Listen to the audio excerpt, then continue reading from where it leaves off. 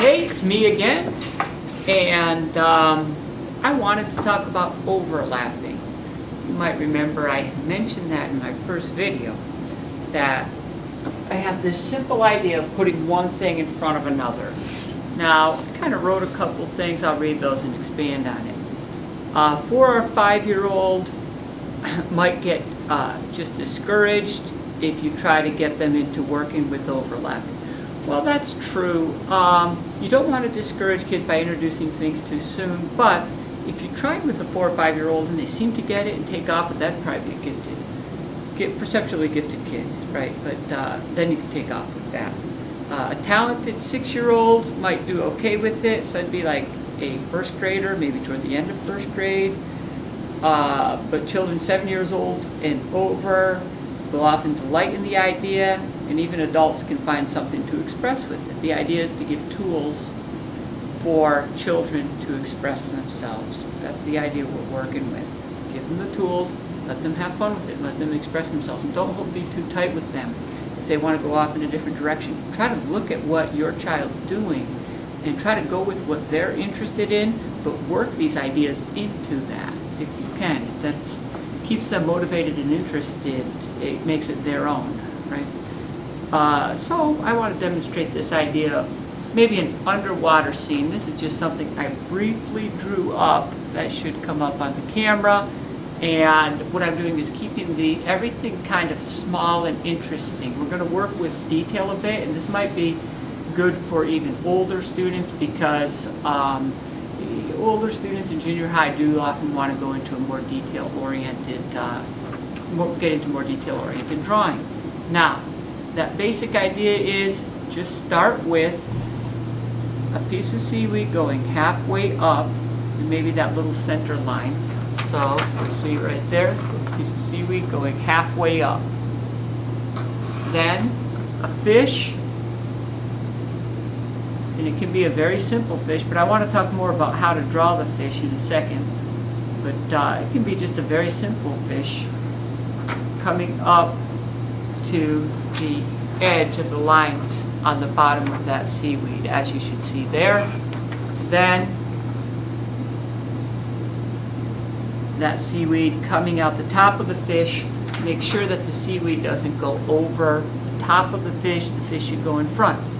Then you can take that to the next level. Now that would be a very simple thing for a young child. They could do that. If they can do that, you can encourage them to take that to the next level, which means adding additional pieces of seaweed in front of and behind the fish, and the fish weaving in and out of those seaweed. And you can get a detailed, interesting drawing that way. There's one other brief concept, and younger kids know this too, but once you point it out to them. Things that are closer to the bottom of the page appear to be closer to you. Things that are closer to the top of the page look like they're far away. So, here you'll see I have a seaweed close to the bottom of the page, and it's very close to you. And here are some pieces of seaweed higher up, and they're further away. So where the bottom of the seaweed starts shows how near or far it is from you as well. That's an idea you can work into this, but that's not as central to the idea. The overall objective is make an underwater scene, a detailed underwater scene using fish and seaweed weaving in and out of fish weaving in and out of seaweed. You could fill the whole page with that and have a very interesting drawing with that. Now you get to the idea then of, okay, but what about the fish? The fish are interesting looking. They're beautiful, really. That's why people have aquariums and go scuba diving. They're beautiful to look at. Now I have something that points out the beauty of various animals. It's a great book, but it's all copyright free. So they have a great variety in this book of different fish that you can look at. And you know, this book is widely available. Many artists have this book. It's a very good book to have if your children are into art, or like to draw, or like to do art. This is a great book because it has so much interesting reference material. So what I suggest you do before you even start making any overlapping drawing, try to get a handle on helping your son or daughter come up with some ideas for how to draw fish. Now, this seems to work well with pretty much every student I've worked with, many thousands.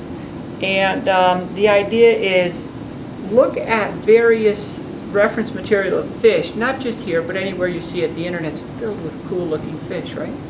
So you can do an image search on Google and find many interesting fish also, and put together a little slideshow that way for your son or daughter to look at and talk about fish. That's a whole other area for you to talk about, is undersea life, underwater life.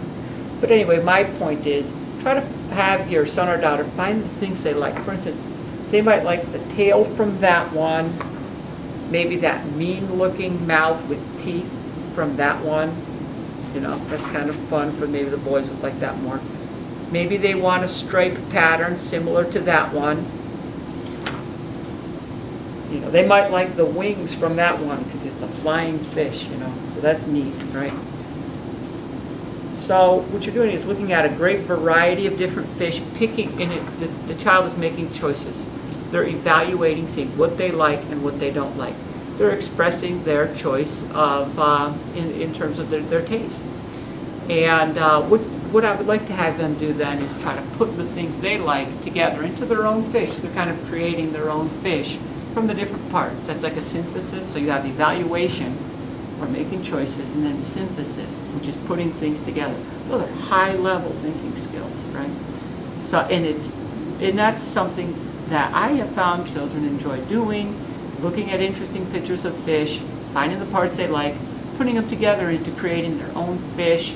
So, just as a quick example, it's like a fantasy fish, which is a combination. It's got that mean-looking mouth I talked about, one of those interesting flowing tails that some of the fish had, and this guy here has stripes on his body, as you saw in the example there.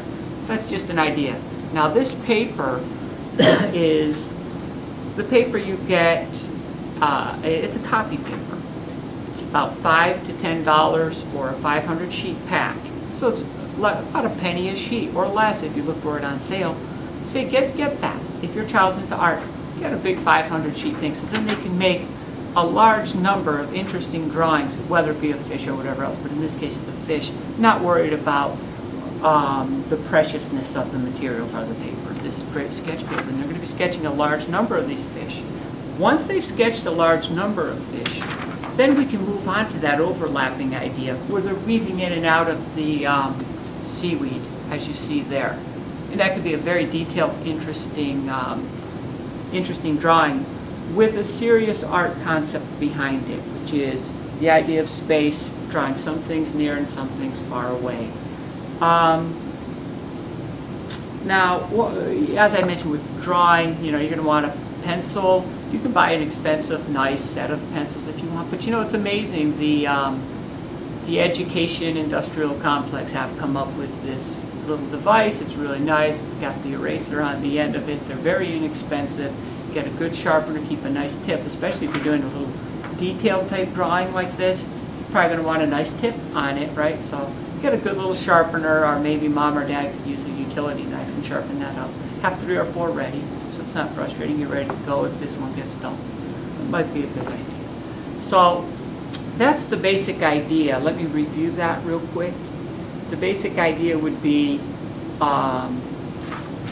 maybe get a book like this with a lot of pictures of fish, or look on the internet, maybe a Google Images search, find tons of fish. Have the child make choices about what parts of the fish they like and they find interesting. Maybe do some sketches of that. Maybe use this inexpensive paper.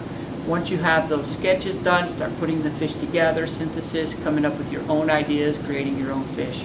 Next step would be try to think in terms of overlapping, drawing an underwater scene where many fish are weaving in and out of seaweeds, which are coming up, and it does have the appearance of a weaving.